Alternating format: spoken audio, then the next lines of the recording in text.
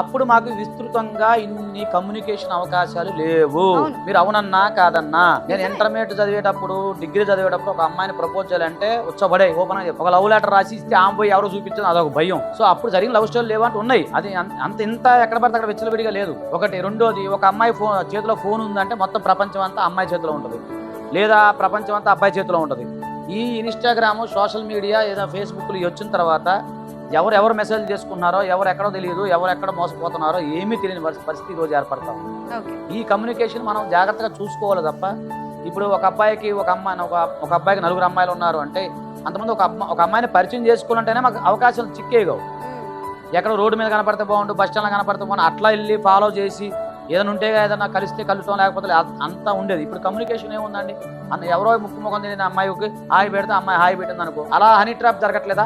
నేను చూసిన మన ఒక కేసులో అబ్బాయిని ఇట్లా మోసం చేసి డబ్బులు తీసుకొని నీకు అని చెప్పి చేసిన వాళ్ళు లేరా? అలాగే అమ్మాయిని మోసం చేసిన వాళ్ళు లేరా? ఏదైనా మన కంట్రోల్లో ఉంటుంది, మన వ్యవహారంలో ఉంటుంది.